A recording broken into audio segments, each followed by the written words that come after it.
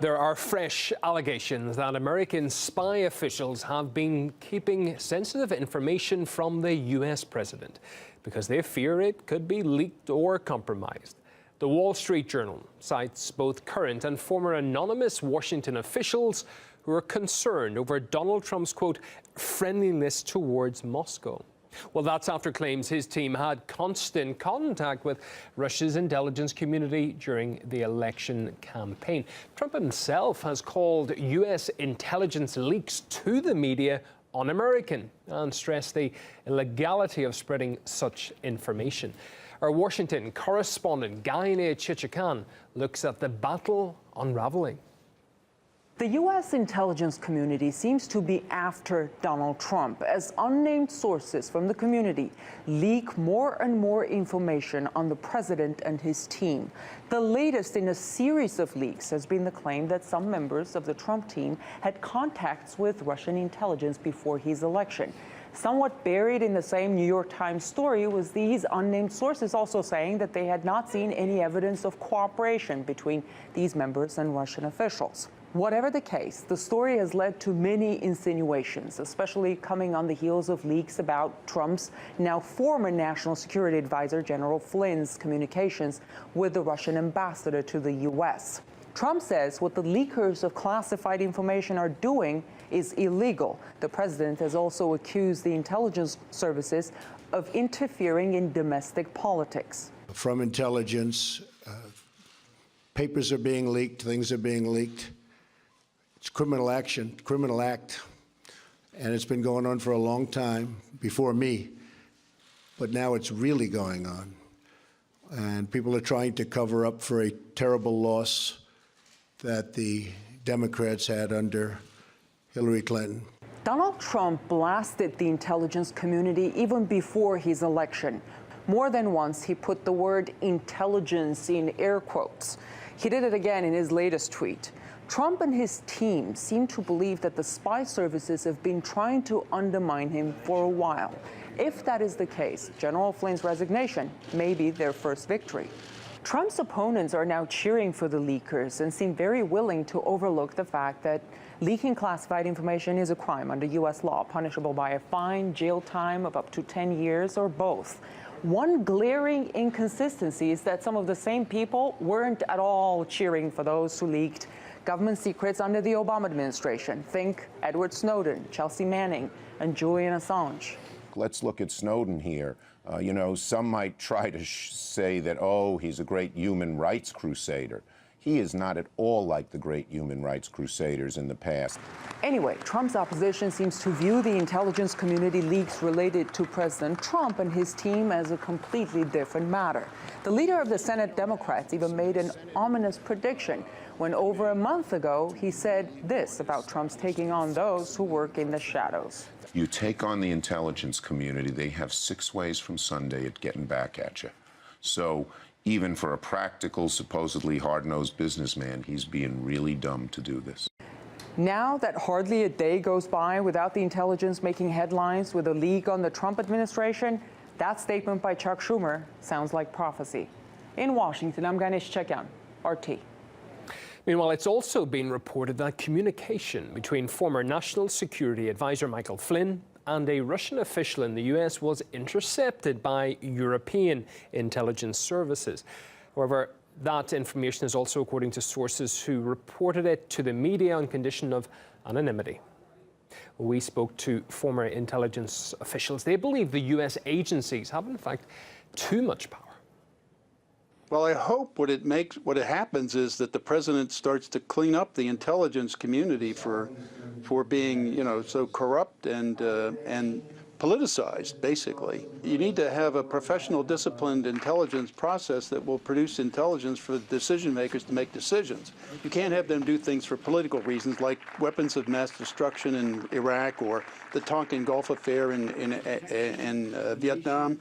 Things that didn't happen were claimed to have happened or to be there, and that caused a lot of conflict and war and a lot of people getting killed. You can't afford to have that happen. It really is, I think, in this case, a clash of the titans. It's a heavyweight fight, bare-knuckle fight.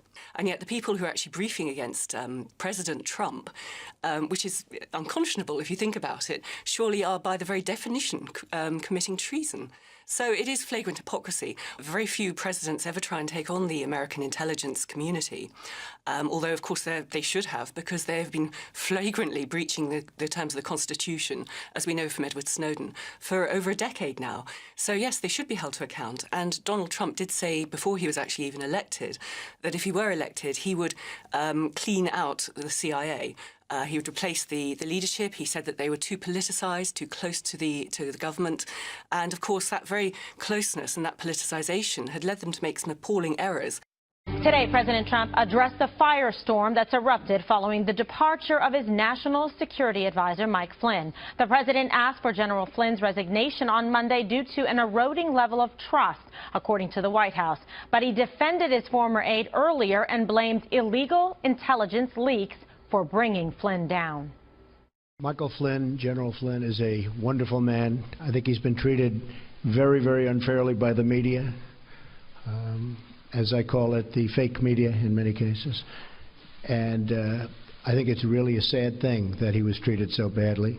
I think in addition to that, from intelligence, papers are being leaked, things are being leaked. It's criminal action, criminal act. And it's been going on for a long time, before me, but now it's really going on. And people are trying to cover up for a terrible loss that the Democrats had under Hillary Clinton. I think it's very, very unfair what's happened to General Flynn, the way he was treated, and the documents and papers that were illegally, I stress that, illegally leaked. Very, very unfair. Okay, a very strong statement coming from the president, from the commander-in-chief in defense of his friend, someone who was loyal to him from the very beginning, General Michael Flynn. Eric, if you take these two statements, the one that was read yesterday, that was a prepared statement, you saw that Sean Spicer was reading it when this announcement went out, and the juxtaposition with these words that the president had today. So I don't think they're, so all day long I'm hearing, oh, how can you justify this, how can they say this, and then that. I think what President Trump was talking about right there, and I could be wrong, was this, what's going on surrounding the General Flynn resignation. Mm-hmm. Now, clearly he asked for the resignation, but that doesn't mean he can't, President Trump can't say the way he's been treated is he's been treated unfairly by the press. I think those two are both true. I think he was asked to step down because of what he did with Vice President Pence. He put him in a place where he went out in the Sunday shows and talked about speaking to Flynn, and Flynn giving him his word that he hadn't spoken with the Russians, later to find out that there may be some, I don't know, 9 sources by the Washington Post and others saying that it happened. So he asks for the resignation. He gets it, but still, it's all day long. It's a pounding. The New York Times piece today was very, very long, and everyone was referring to the New York Times piece today and the taking down of Flynn. But I read this thing 3 separate times. Right. You know what I read? I read a taking down of Flynn, and then saying in the piece, the officials interviewed in recent weeks said that so far they had no evidence of such cooperation with the White House. Then I heard a taking down of Paul Manafort. Mm-hmm. And then they walked that one back a little bit. They softened that tone, saying, well, he's not charged of any crimes. And then I saw another one about the dossier that they allegedly had on Donald Trump, the Russians, that was going to be used to blackmail him. And they said, well, they can't confirm any of those either. So it was a very extensive piece with a lot of allegations and and this is important, no sources named. Yeah, it's pretty unbelievable, Dana, but it was, at least there's a comprehensive piece to go through it all and kind of lay out the whole story and the scenario, and there's a lot of moving parts here. What's your takeaway today now at this point after hearing all of it and reading these different competing pieces? Well, I thought where they left the story yesterday was probably the best place that it was, which is that the president asked for the resignation after this eroding trust. If you can't trust the National Security Advisor and administration, there's a trust problem within the West Wing and in the administration, that's going to continue to be a problem. So I thought that they acted decisively, even if it was maybe a couple of weeks late, but they get it done, they get it in a box. That's the story of the day. By reopening the issue again in this way, which is basically like picking at the scab, it's like, well, okay, but what was the worst part for you, Mr. President? Was it the eroding trust, or the fact that the intelligence community was going after him and maybe in an inappropriate way? And if they hadn't gone after him, but you still knew this other information, would the trust have been eroded? And so I think that they're going to have another day's worth of story, maybe the next few days. They're just going to have to grin and bear it with this story, because it's not going to end. The other thing I would say is that there's so much that we don't know. And I think there's no shame in saying, I don't know. If you're speaking for the president or even the president, I mean, I don't know how much he knows. There's all of these different leaks, all this other information that's coming out from different sources, and that's a little bit unnerving, but especially if you are speaking for the president and you're not the president, you don't have access to all the information that the Justice Department or FBI has. There's no shame in saying, I don't know. Because if you say something today that turns out to be wrong 3 days from now, you're going to have to revisit it all again. So I would just tap the brakes, slow down a little bit, and not try to answer everything. Okay, Greg, what do you make of the comments, and in particular the president's defense of Flynn and the focus on the intelligence leaks? I would like to address all the people that are worried that this is going to be something really big and that Trump is going to be done. He's been done more times than the average porn star. He was done after the McCain comment. He was done after the face comment. He was done after the reporter's mockery. He was done after the hot mic on the bus. Everybody's got to calm down. Calm down. Let's not forget how the Dems in the media played down President Obama's hot mic moment with Medvedev. Remember when he said, oh, don't worry, after the election, we'll deal with it? That seems a little bit worse than this. And let's not forget Ted Kennedy, who plotted with the KGB to prevent Ronald Reagan from becoming president. He had secret contacts with Russians back when the Russians were really the bad guys, when it was the USSR, when they were communists. And I don't remember an activist left-wing media blowing their minds over that. Here's the irony, though, that the one thing that Trump is known for saying, you're fired, right? But there's one thing he didn't do enough of, and that is firing. He didn't drain the swamp, and now the swamp is trying to drain him. You have all these Obama loyalists, these deep state, intelligence people that are trying to bring him down because they happen to still be there. They're still there.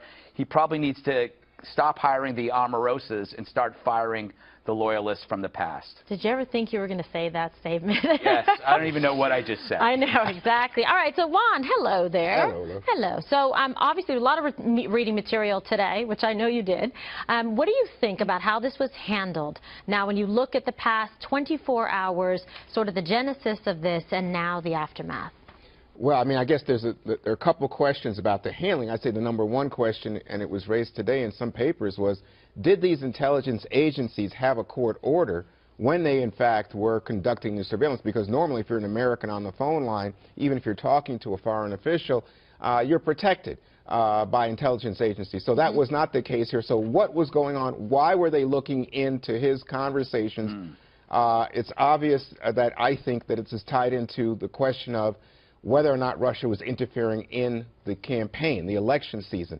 And here, Eric, I think that's where the New York Times was saying it's not just Flynn, it's Carter Page, it's Roger Stone, people associated with Trump who were in constant contact with Russian intelligence officials during the course of the campaign. I'm just quoting the New York Times. The officials interviewed in recent weeks said that so far they had no evidence of such cooperation. No. I said they were in contact. Roger Stone, by the way. Roger Stone wasn't part of the campaign. No, Roger Stone was very much a part at one point and then distanced by Trump, but always involved. But he's clearly an associate of Donald Trump. Well, he's known him I think right now, though, the big problem for Trump is, I listen as all of you seems like, hey, calm down, it's not the end, says Greg. But I want to tell you something. I see Republicans right now, Mitch McConnell, in the Senate Majority Leader saying, we're going to have a deep, real investigation by a Senate that's led a majority by Republicans into what happened with the Russians in this campaign.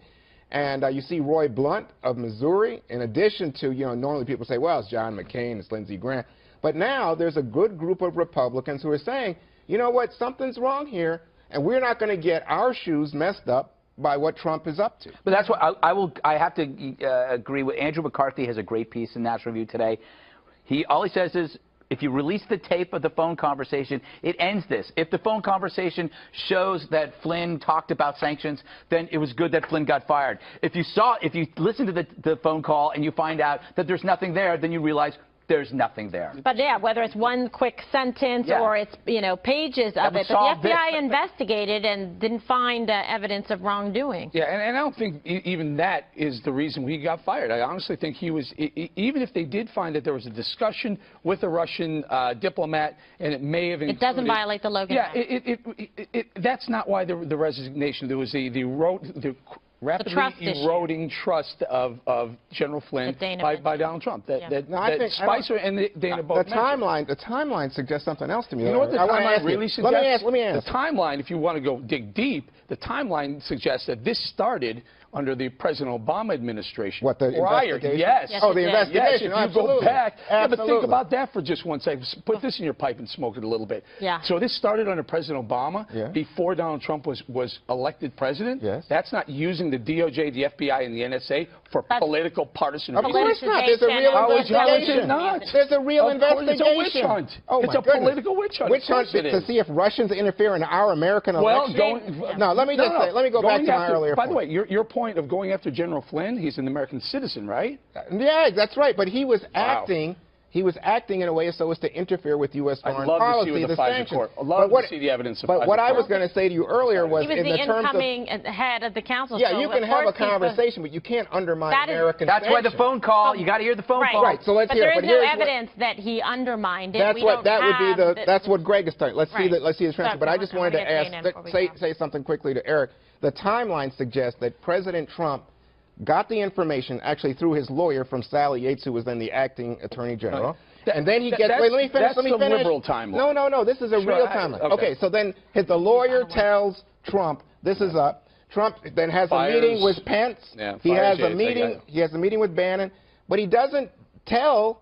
Guess who? Vice President Pence. Hey, guess what? This guy lied to you. Now that's bad news for Pence. There's a good indication that this started even prior to Yates getting this information, and that would have been when President. The investigation did. And well, is that a problem? I want to get Dana's final word in on that. We don't know why. And so that's what I'm saying. But maybe there was a reason, and so that's why I'm saying there's no shame in saying I don't know. And the other thing is, just from a crisis communication standpoint, when it comes to your timeline, you have to know when you go into a presidential debate, you have to know your record better than your opponents do. When you go into crisis communications, you better understand the timeline as well as the press does, because that often trips people up. Leave it there. God, I have no idea what my timeline is. Can I tell you one thing, though? If the NSA, they have those conversations. Yeah. That's available. So if there is something, if there's evidence, we're going to hear it. Yeah. Call Snowden.